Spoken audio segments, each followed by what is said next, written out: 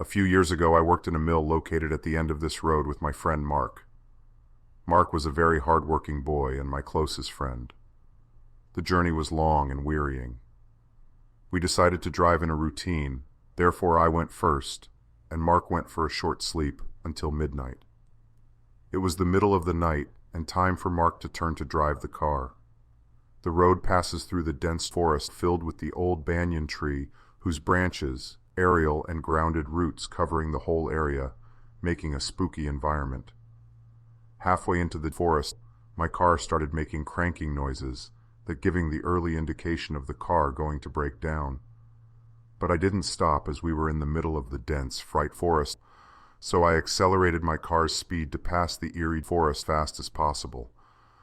Suddenly, I pressed the hard brake to stop the car immediately as I saw something on the road, but I wasn't sure what it is. It was too dark to recognize it properly. I saw a human figure lying on the ground in the middle of the road, wrapping in the thin white cloth. The temperature was down, around -2 degrees or something. No human could sleep on the road at such a low temperature. I sensed a foreboding, but anyhow, out of curiosity, I went out of the car to check it. Astonishingly, the figure disappeared from the road. I examined the area extensively, but found nothing but a deserted road. I finally concluded that maybe I was hallucinating. I got back in the car, inserted the key into the ignition, and twisted it to start the car after putting the gear on neutral, but the car hadn't started. I shook the steering wheel back and forth to allow the key to turning if a steering lock prevented the car from starting, but nothing happened. The car had still not started. I had checked everything, an engine overheating issues, battery broken or cracked distributor cap, bad ignition coil, clogged fuel filter, even for the brake failures and wheels bearing problems. But the car wouldn't start at all. Pessimistically, I sat down near the tire for a few minutes to take some rest. I was frustrated, tired, and exhausted because of the car. Then I saw my gears scattered on the ground. I put all those tools back in the gearbox and went backside of the car. I shut the trunk after putting them back. After finishing the work, I turned around and screamed in such a deafening sound that shattered my own ears. I froze and was dismayed entirely. I went completely blank for a few minutes. My mind, my heart, even the other parts of the body had stopped responding. I just stood there in fear like a loser. I saw the terrible, disgusting, frightening face of the woman who was standing behind me, waiting for me to turn around. She was staring at me with her uncanny, weird, dreadful eyes, which were not blinking at all. The horrible face of her still haunts me in the night in my dream. I won't forget her face, not until my death. The scream of me had woken up Mark, and he rushed towards me. I was still standing there, numbed, frozen.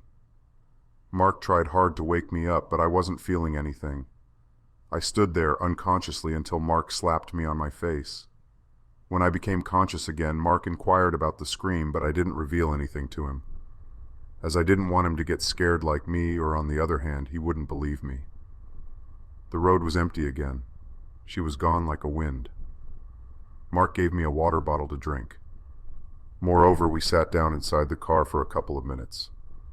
When I got some of my nerves back, I informed Mark about the car trouble.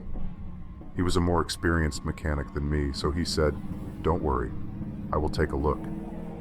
He got busy in repairing the vehicle. He twitched something in the car and tried to start it again. Surprisingly, this time car started running without making any sound. Anyhow, we left that terrible place and moved ahead in our journey. After driving for a mile, we felt something disturbance in the car. It seemed like someone trying to hold it back.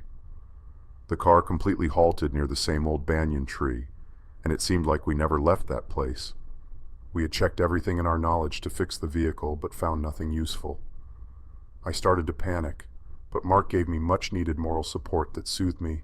I said, "Mark, do something like you did before." Mark replied, "What else I can do in this abandoned forest in the middle of the night?" I replied, "Okay, keep try. I have to pass water, so I will come back in a minute." "Mark, be careful out there." "I will. And please take care of yourself out here as it's not safe." Mark, don't try to scare me. I am already in trouble. I bet you should be if you know the reality. Mark, what reality? I said nothing. I didn't inform Mark anything about the strange things which were happening all the way.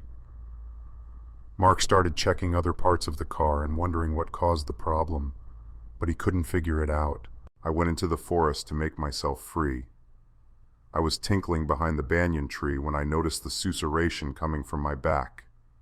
I turned to look at it, but there wasn't anything except for the darkness. I continued by ignoring the sound. When I finished, I detected a rustling like someone walking towards me. I thought maybe some kind of animal making that sound. I heard it again, but this time I heard a woman's voice who was crying, weeping in a very soft, muffled sound. I shout in a loud voice, "Who's there?" But no one replied. Like a bat out of hell. I went deeper into the forest by following the sound to satisfy my curiosity. After walking for a while, I heard a sound of twigs crunching from the unbelievable long, tall grass, like someone was trying to bypass the grass in a hurry. I went further and further as the sound of the weeping lady was getting louder and louder. I walked farther into the forest when I finally reached a point where I saw an abandoned, ruinous house. It seemed like it fell into disrepair and deserted by its owner a very long time ago. The source of the weeping sound was coming from the inside of the house. I went inside, but I found nothing.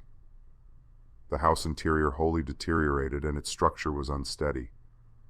Then I heard a cradling sound coming from the upstairs.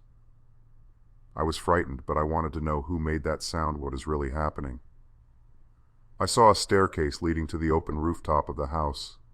I wasn't sure to use it as the whole place seemed so unstable. Nevertheless, I went ahead and climbed the stairs to reach the rooftop. My intuition told me that the sound I heard in the jungle was originated here in this house. When I reached the top, I saw a woman sitting on the cradle, sobbing in a very high-pitched sound. She was wearing the long, icy white cloth, rounded from the neck with a long sleeve. She was constantly crying and cradling on the cradle. Her voice started to give me a sense of trepidation. Nervously, I shouted, "Hello! Who are you? And why are you crying?" She didn't reply, even though I screamed in a roaring voice, but she still paid no attention to me like she was deaf. I was disquietude, but curiosity was killing me. The desire to know the truth was much greater than the sense of fear. I was dying to see the reality of that woman who was chasing us all night. The spanking breeze, the crescent moon, and the cacophony sound all were making a perfect, frightening, and dreadful atmosphere to explode my heart and burst me into fear, but I wasn't going to leave the place, not until I found out the truth. I wouldn't see her face as it was covered with her long, thick black hair. She was sitting in a squat position on the cradle. I again called her out, but she didn't respond. Then I saw her ominous, unnerving shadows, casting all over the wall and outstandingly growing with my every step. George said to Richard, "I should run when I have the time, but I didn't. I was foolish, overconfident, curious man. Anyhow, I went ahead and put my hand on her shoulder to move her, but she didn't move. When I pushed her again, she moved her face up a little, but I couldn't see her face as it was still covered with her long hair. I cried aloud, 'Who are you?' She said nothing. I was dying to see her face, so I grabbed her hair with my hands and moved them back to reveal her true identity. The moment I revealed her face, she screamed in such an ear-splitting sound that caused me deafness for a few seconds. I shivered with fear, and finally I collapsed on the ground. When I restrained from the shock, I started running like a maniac towards the forest. While running, I was still hearing her voice in my ears. After running for a while, I stopped near the large banyan tree to grab some gas. In the next moment, I heard the footsteps behind me. She was still following me. I felt completely isolated in the jungle for a couple of minutes. I turned back to check her, but nobody was there. Nobody was following me anymore. I sighed in relief that I lost that woman, but not her horrible face in my mind. Her beastly face, covered entirely with dusky black marks, was still rambling around in my mind.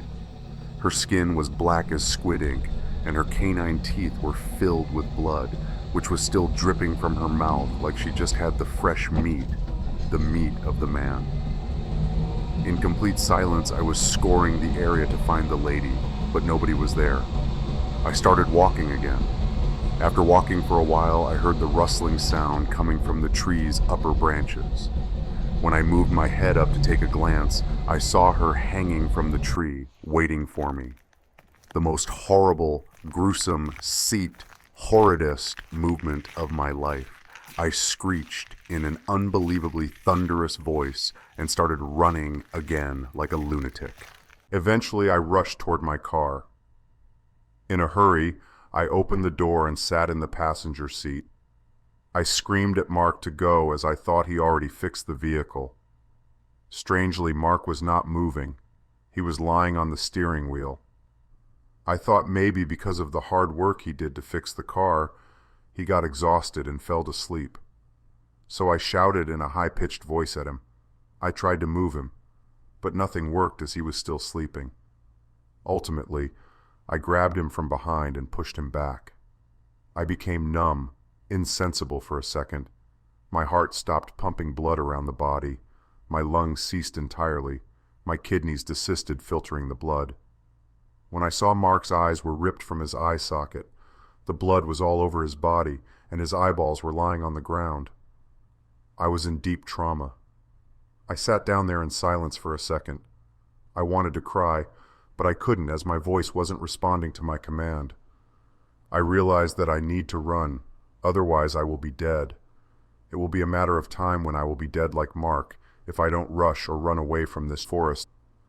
I removed Mark's body from the car and sat down on the driving seat to start the car.